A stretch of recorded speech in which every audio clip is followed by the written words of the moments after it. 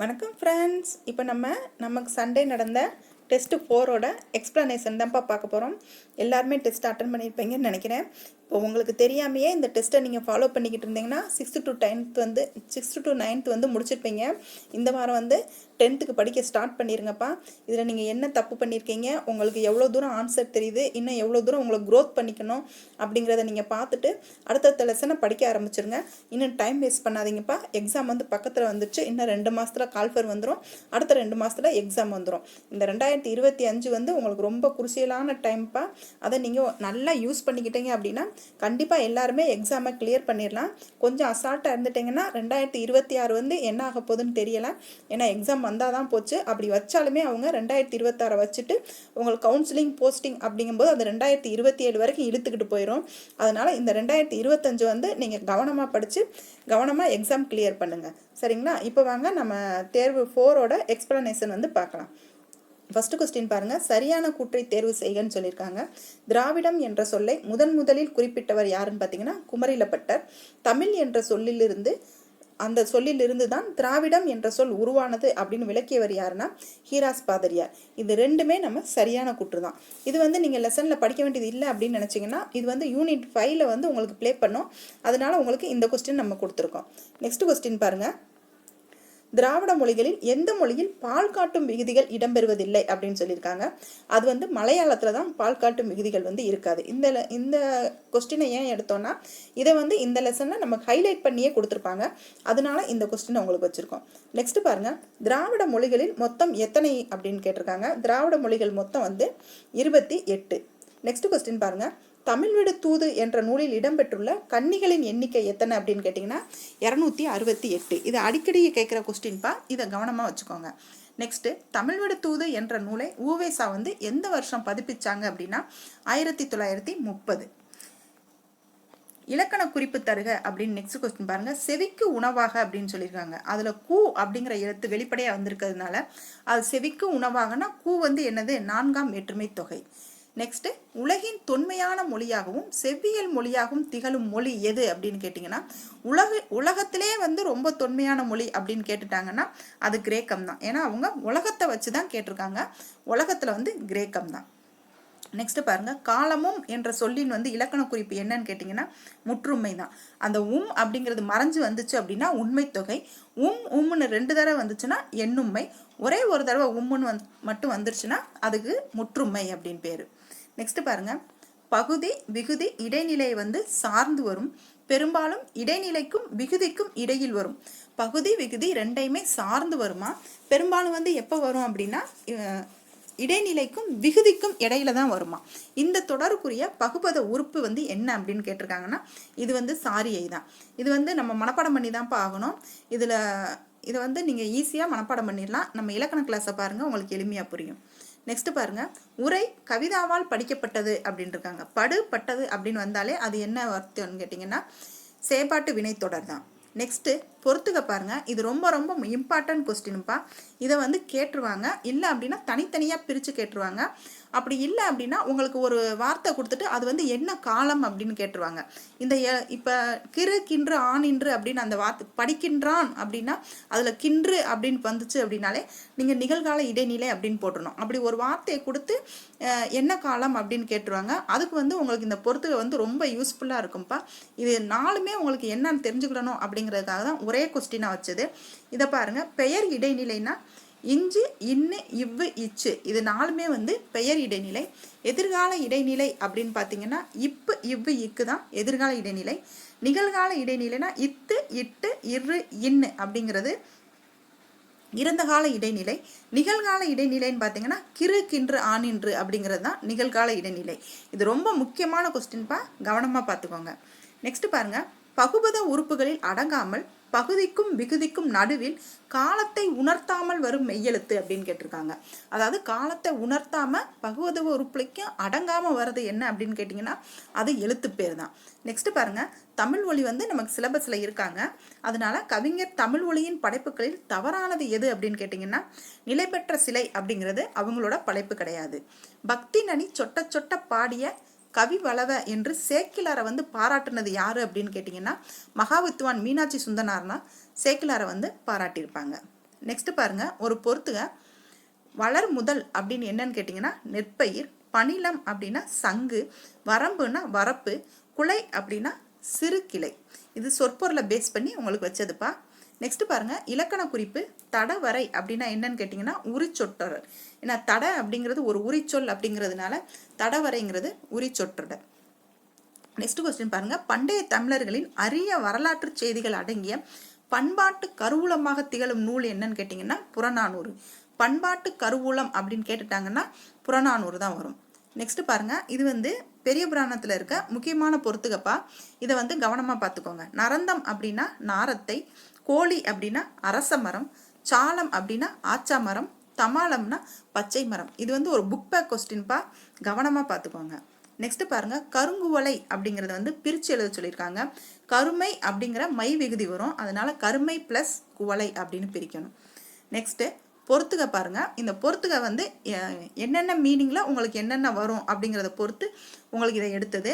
அடுப்போர் அப்படின்னா வினைத்தொகை, குற்றமிலா அப்படின்னா ஈறுகட்ட எதிர்மறை பெயரச்சம், மூதூர் அப்படின்னா பண்புத்தொகை, கொடுத்தோர் அப்படின்னா வினையாளனின் பெயர். ஆர் அப்படிங்கிற விகுதி வந்திருக்கு இல்லைங்களா, அதனால அது வினையாளனின் பெயர். நெக்ஸ்ட், கரூர் அமராவதி ஆற்றுத்துறையில் காங்கேய மாடுகள் உருவம் பொறித்த கிமு முதல் நூற்றாண்டை சேர்ந்த யார் காலத்து நாணயங்கள் கண்டெடுக்கப்பட்டன அப்படின்னு கேட்டிருக்காங்க. இது வந்து இப்போ நமக்கு தமிழ்நாட்டில் அகழ்வாராய்ச்சி பற்றி நமக்கு இப்போ நிறையா கொஸ்டின் வைக்கிறாங்கல்ல, இது புக்கில் இருக்கிறதுனால இந்த கொஸ்டின் எடுத்து வச்சது. இதை நீங்கள் தெரிஞ்சுக்கோங்க. கரூர் அமராவதி ஆற்றங்கடையில் எந்த நூற்றாண்டை சேர்ந்த நாணயங்கள் கிடைச்சது அப்படின்னா கிமு முதல் நூற்றாண்டு. கிமு முதல் நூற்றாண்டை சேர்ந்த என்ன கிடச்சிச்சு அப்படின்னா நாணயங்கள் கிடச்சிச்சு. என்ன நாணயங்கள்னு பார்த்தீங்கன்னா காங்கேய மாடுகள் உருவம் பொறித்த நாணயங்கள். அப்போ இந்த ஒரு கொஸ்டினில் எத்தனை கொஸ்டின் மேக் பண்ணலாம் அப்படின்னு பார்த்தீங்களா? இந்த 4-5 கொஸ்டின் சேர்ந்து உங்களுக்கு ஒரே கொஸ்டினாக புரிதல் இருக்கணுங்கிறதுக்காகத்தான் இந்த கொஸ்டின் வச்சது. கரூர் அப்படின்னாலே யார் வருவாங்கன்னா சேரர் தான் வருவாங்க. நெக்ஸ்ட், ஒரு சொல்லும் பொருளும் பொறுத்துக்க பாருங்க. குந்த அப்படின்னா உட்கார, கந்தம்னா மனம், மிசைனா மேல், விசனம் அப்படின்னா கவலை. நெக்ஸ்ட் கொஸ்டின் பாருங்க, தீரா இடும்பை தருவது எது அப்படின்னு கேட்டிங்கன்னா ஆராயாமை ஐயப்படுதல். இது ஒரு திருக்குறள் பேஸ் கொஸ்டின். நெக்ஸ்ட், சான்றோர் ஆக்குதல் தந்தைக்கு கடனே, நன்னடை நல்கள் வேந்தருக்கு கடனே அப்படிங்கிற வரி வந்து எந்த நூலில் இருக்குன்னு கேட்டிங்கன்னா புறநானூறு. நெக்ஸ்ட் பொறுத்துக்க பாருங்க, வசி அப்படின்னா மலை, செற்றம் அப்படின்னா சினம், கலாம் அப்படின்னா போர், துருத்தினா ஆட்டிடை குறை. இது வந்து சொற்பொருள் பேஸ்டுப்பா. நெக்ஸ்ட் பாருங்க, சரியான கூற்றை தேர்ந்தெடுக்க இலக்கணத்தை வச்சு கொடுத்துருந்தது. இப்போ நம்ம வல்லினம் மிகு இடம் மிகா இடம் நடத்தின நீங்கள் அந்த வீடியோவை பார்த்துருந்தீங்கன்னா இந்த கொஸ்டினுக்கு வந்து நீங்கள் எளிமையாக ஆன்சர் பண்ணிடலாம். வன்தொடர் குற்றியல் உகரங்கள் நிலைமொழியாக இருந்து புணர்கையில் வந்து வல்லினம் வந்து மிகும். இது வந்து நம்ம ஏற்கனவே ஷார்ட்கட்டோடு உங்களுக்கு சொல்லியிருந்தோம். நம்ம பிளேலிஸ்ட்டில் வீடியோ இருக்குது, நீங்கள் பாருங்கள். நெக்ஸ்ட் பாருங்கள், தனி குற்றலத்தை அடுத்து வரும் ஆகார எழுத்துக்கு பின் வல்லினம் மிகும். இதில் ரெண்டுமே சரிப்பா. இதை வந்து நீங்கள் கவனமாக பார்த்துக்கோங்க. இது ரெண்டுமே சரி. இது வந்து நமக்கு வீடியோவில் இருக்குது, நீங்கள் பார்த்துக்கோங்க. நெக்ஸ்ட் பொறுத்துக பாருங்க, உளவாக்கல் அப்படின்னா படைத்தல், நிலைப்பெற்றல் அப்படின்னா காத்தல், நீக்கல் அப்படின்னா அழித்தல், தலைவர் அப்படின்னா இறைவன். மேல்வாயை நாக்கின் நுனி மிகவும் பொருந்துவதால் பிறக்கும் எழுத்து எது அப்படின்னா மிகவும் பொருந்துவதால் அப்படின்னு கேட்டாங்க அப்படின்னா இரு இன்னு அதான் வரும். விளைந்த முதிர்ந்த விழும் முத்து எனும் முத்து குளிப்பதை பற்றி கூறும் நூல் என்னன்னு கேட்டிங்கன்னா இந்த பொறுத்த வரைக்கும் இந்த நம்ம என்ன ஆப்ஷன் கொடுத்துருக்காங்களோ அதை பொறுத்த வரைக்கும் மதுரை காஞ்சி தான் நமக்கு முத்து குளித்தலை பற்றி கூறும். மெய்யும் ஆயுதமும் செய்யுளில் எவ்வாறு குறிப்பிடப்படும் சொல்லியிருக்காங்க. மெய்யெழுத்தும் ஆயுத எழுத்தும் செய்யுளில் வந்து எப்படி குறிப்பிடுவாங்க அப்படின்னா ஒற்றெழுத்து அப்படின்னு சொல்லி குறிப்பிடுவாங்க. உடலில் இளமை, உணர்வில் இளமை, ஊக்கத்தில் இளமை காட்ட வேண்டும் என்று கூறியவர் யார் அப்படின்னு கேட்டீங்கன்னா குன்றக்குடி அடிகளார் அவர்கள். குன்றக்குடி அடிகளார் அவர்கள் வந்து நமக்கு இப்போ சிலபஸில் இருக்காங்க. நீங்கள் அந்த லெசனை கண்டிப்பாக படிச்சு தான் ஆகணும். விதையாமை உரையாமை அப்படிங்கிறதுக்கு இலக்கண குறைப்பு தருக அப்படின்னா விதையாமை அப்படின்னா நம்ம விதைக்கிறதையும், உரையாமை அப்படின்னா அந்த உறைஞ்சு போகிற தொழிலையும் குறிக்கிறதுனால இது வந்து அதுக்கு ஆப்போசிட்டாக இருக்கிறதுனால எதிர்மறை தொழிற்பெயர் அப்படின்னு வரும். நீதி நூல்கள் எவ்வாறு தொகுக்கப்பட்டுள்ள அப்படின்னா 11 கீழ்கணக்கு நூல்கள் எல்லாமே நீதி நூல்களாக தான் இருக்கும். நெக்ஸ்ட், மதுரை தமிழ் ஆசிரியர் மாணாக்கரின் மாக்காயனாரின் மாணாக்கர் யார் அப்படின்னு கேட்டாங்கன்னா மாங்குடி மருதனார் அவர்கள் தான். சரியான கூற்றை தேர்வு செய்க பாருங்க. 10 வயதுக்குள் சொற்பொழிவு ஆற்றும் ஆற்றல் பெற்றவர் யாருன்னு பார்த்தீங்கன்னா வள்ளலார் அவர்கள். 11 வயதிலே அரசவையில் கவிதை எழுதி பாரதி எனும் பட்டம் பெற்றவர் யார் அப்படின்னு கேட்டிங்கன்னா பாரதியார் அவர்கள் தான். இங்கே பாரதிதாசன் கொடுத்துருக்கிறதுனால அது தப்பு. அப்போ 1 சரி 2 தவறு. நெக்ஸ்ட் பாருங்க, பிழையை நீக்கி சரியான தொடரை தேர்வு செய்க அப்படின்னு சொல்லியிருக்காங்க. இதில் அந்த நானா அந்த வேறுபாடு பார்க்கணும்ப்பா. என் வீட்டு தோட்டத்தில் மலர்கள் மனம் வீசின அப்படிங்கிறது தான் இந்த 2 சொல்லி இன்னு தான் வரும். மனத்துக்கும் இந்த 2 சொல்லி இன்னு தான் வரும். சரிங்களா? நெக்ஸ்ட் பாருங்க, பொறுத்துக. இது ஓரெழுத்து ஒருமொழி வச்சு உங்களுக்கு கொடுத்துருக்கு. இந்த பொறுத்துக பாருங்க. ஆ அப்படின்னா பசு, ஈனா கொடு, ஊனா இறைச்சி, கூனா பூமி, யானா அகலம். இந்த ஓரெழுத்து ஒருமொழி எல்லாமே உங்களுக்கு ஷார்ட்கட்டாக நம்ம நடத்தி கொடுத்துருக்கோம்ப்பா. நீங்கள் வீடியோவில் பாருங்கள்.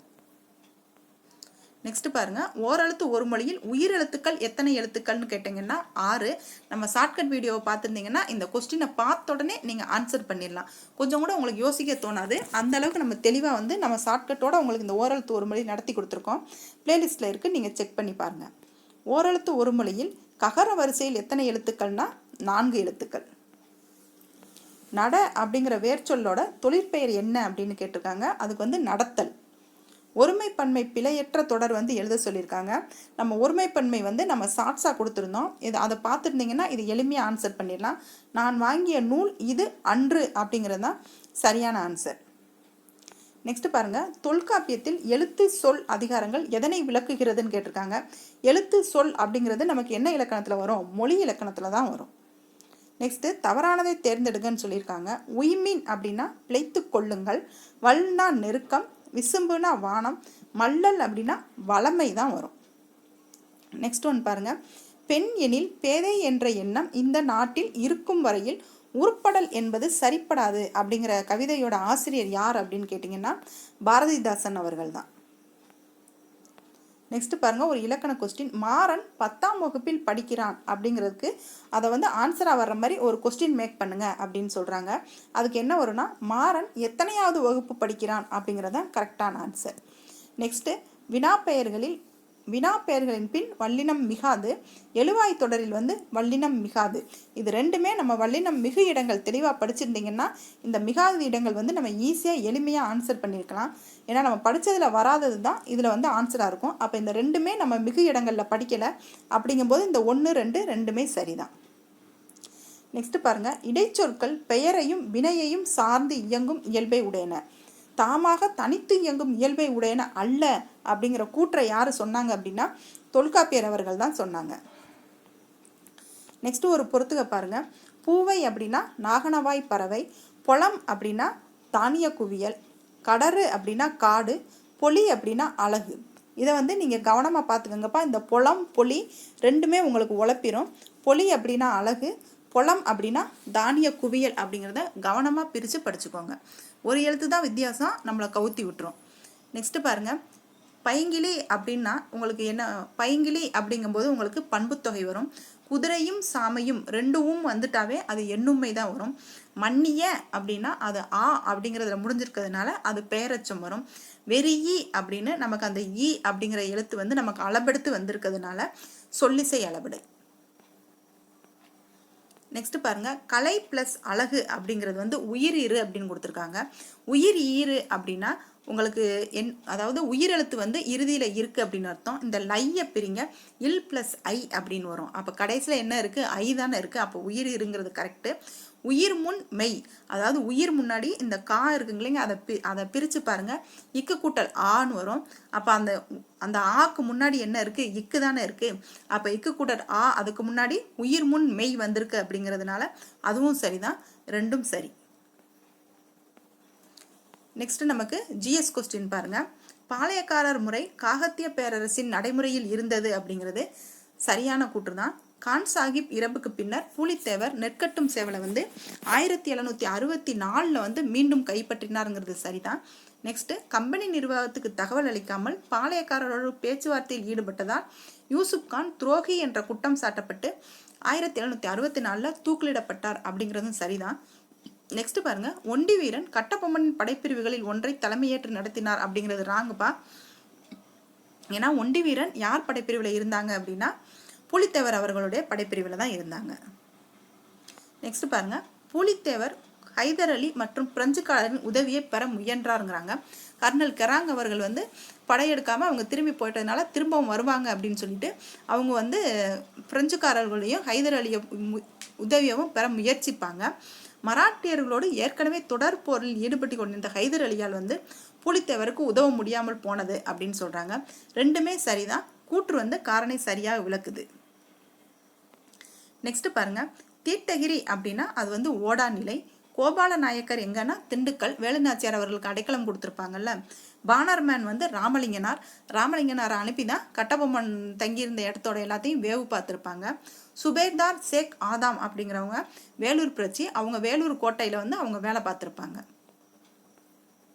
நெக்ஸ்ட் பாருங்க, வேலூர் கோட்டையில் புதிய இராணுவ விதிகளை அறிமுகப்படுத்த காரணமாக இருந்த தலைமை தளபதி யார் அப்படின்னு கேட்டிங்கன்னா கர்னல் அக்னியூ. அவர் கொண்டு வந்த அந்த தொப்பிக்கு பேரே அக்னியூ தொப்பி அப்படின்னு தான் சொல்லுவாங்க.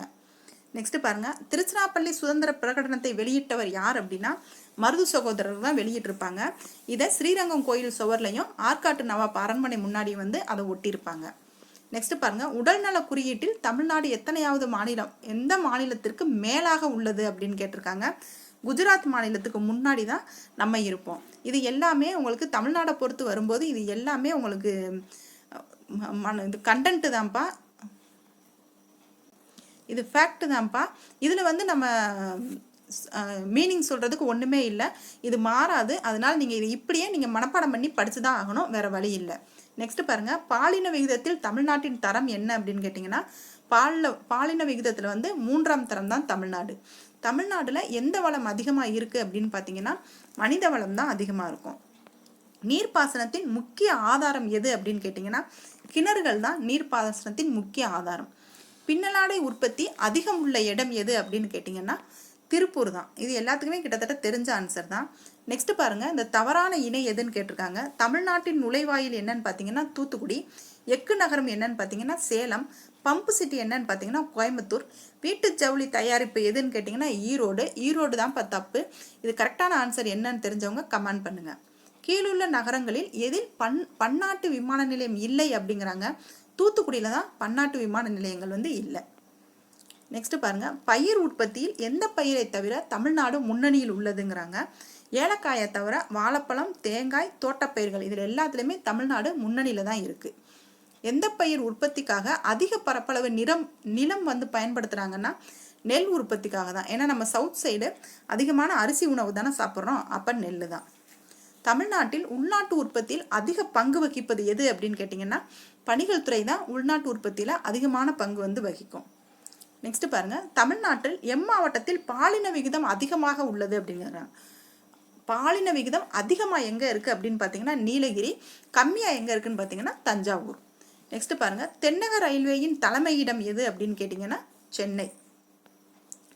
நெக்ஸ்ட் பாருங்க, மண்டல ஆணையம் அமைக்கப்பட்டது எதற்காக அப்படிங்கிறாங்க. மண்டல ஆணையம் அப்படின்னு சொல்லி ஒன்று அமைச்சிருப்பாங்கல்ல, அது எதற்காகனா இதர பிற்படுத்தப்பட்ட வகுப்பினருக்காகத்தான் மண்டல ஆணையம் அமைச்சிருப்பாங்க. தேசங்களின் வளம் பற்றிய ஓர் ஆய்வு அப்படிங்கிற நூலை வந்து யார் எழுதுனாங்கன்னா ஆதம் ஸ்மித் அவர்கள் தான் எழுதினாங்க. நெக்ஸ்ட், நாராயணகுரு எந்த மாநிலத்தை சார்ந்தவர்னு பார்த்தீங்கன்னா கேரள மாநிலத்தை சார்ந்தவர். நெக்ஸ்ட் பாருங்க, தகுதி இருப்பவை உயிர் வாழும் அப்படிங்கிற கோட்பாட்டை வந்து உருவாக்குனது யாருன்னு பார்த்தீங்கன்னா டார்வின் அவர்கள் தான். அடிமை வாணிபம் என்ன அப்படின்னு கேட்டாங்கன்னா பெண்களை கடத்துதல், குழந்தைகள் கடத்துதல், மனிதர்கள் கடத்துதல், இவங்களெல்லாம் கடத்தி அவங்களுக்கு வேலை செய்யணும் அப்படின்னு சொல்லி அடிமையாக வச்சுருப்பாங்கல்ல, அதுதான் அடிமை வாணிபம். அப்போ இது எல்லாமே வேணா மேற்கண்ட அனைத்தும் அப்படின்னு சொல்லி தான் வரும். நெக்ஸ்ட் பாருங்க, இந்த கிளர்ச்சி எல்லாம் எந்தெந்த ஏரியாவில் நடந்துச்சு அப்படிங்கிறதுக்காக ஒரு பொறுத்துக மாதிரி செட் பண்ணதுப்பா. இதை நீங்கள் கவனமாக படிச்சுக்கோங்க. மலபார் எழுச்சி வந்து எங்கே அப்படின்னு கேட்டிங்கன்னா மலபாரில், பர்தோலி எங்கன்னு பார்த்தீங்கன்னா குஜராத், இண்டிகோ எங்கன்னு பார்த்தீங்கன்னா வங்காளம், சம்ரான் சத்தியாகிரகம் எங்கன்னு பார்த்தீங்கன்னா பீகார். இதை கவனமாக படிச்சுக்கோங்க. நெக்ஸ்ட், அதே மாதிரி கிளர்ச்சியோட வருஷங்கள் உங்களுக்கு பாப்னா கழகம் எப்போ அப்படின்னு பார்த்தீங்கன்னா 2930, தக்கான கழகம் வந்து 1875, பர்தோலி கழகம்னா 73, 76, கோல் கிளர்ச்சி வந்து 1831, 32. நெக்ஸ்ட் பாருங்க, பெருங்கலகத்திற்கு பின்வருவனவற்றில் பெருங்கலகத்திற்கான காரணங்கள் என்ன அப்படின்னு கேட்குறாங்க. அந்த துப்பாக்கியில் கொழுப்பு இருக்கும், மாடோட பசுவோடையும் பன்றியோட கொழுப்பையும் அதை கலந்து அந்த துப்பாக்கி தோட்டாவில் வச்சுருப்பாங்க. அதை கடிச்சு துப்பி தான் அவங்க அந்த தோட்டாவை ரோல் பண்ணுற மாதிரி இருக்கும். அதுதான் வந்து முக்கியமான காரணம். இப்போ இவங்க டிஎன்பிஎஸ்சியில் கொஸ்டின் செட் பண்ணுறாங்க அப்படின்னா சூஸ் த பெஸ்ட் ஆன்சர் எதுவோ அதை தான்ப்பா அவங்க ஆன்சராக எடுத்துக்கிடுவாங்க. நீங்கள் பார்த்தீங்கன்னா இது 3 ஓகேவாக தான் இருக்கும். ஆனால் இதில் சூஸ் த பெஸ்ட் ஆன்சர் எது அப்படின்னு கேட்டிங்கன்னா என்ஃபீல்டு ரக துப்பாக்கியின் அறிமுகம் தான் சரி. இது ஒரு புக் பேக் கொஸ்டின்ப்பா. புக் பேக்கில் இப்படி தான் கொடுத்துருக்காங்க. நான் நெட்லையும் சர்ச் பண்ணி பார்த்துட்டேன். இதுதான் கொடுத்துருக்காங்க. நீங்கள் கரெக்டாக அது என்னன்னு பார்த்துக்கோங்க. நெக்ஸ்ட் பாருங்க, பொறுத்துங்க. இவங்க போர்லாம் யார் எங்கெங்க சண்டை போட்டாங்க அப்படிங்கிறத பொறுத்து. நானா சாஹிப் எங்கன்னா கான்பூர், 2ஆம் பகதூர் ஷா டெல்லி, தாந்தா தோப்பேனா குவாலியர், ராணி லட்சுமி பாய் எங்கன்னு கேட்டிங்கன்னா ஜான்சியில். நெக்ஸ்ட் பாருங்க, 1857 கிளர்ச்சியின் போது இந்திய கவர்னர் ஜெனரலாக இருந்தவங்க யார் அப்படின்னு பார்த்தீங்கன்னா கானிங் பிரபு அவர்கள் தான் இருந்திருப்பாங்க. மகள்வாரி முறை எங்கு முதலில் அமல்படுத்தப்பட்டது அப்படின்னு பார்த்தீங்கன்னா மகள்வாரி முறை வந்து ஆக்ரால தான் முதல்ல அமல்படுத்தியிருப்பாங்க. நெக்ஸ்ட் பாருங்க, தவறான கூற்றை தேர்வு செய்ய.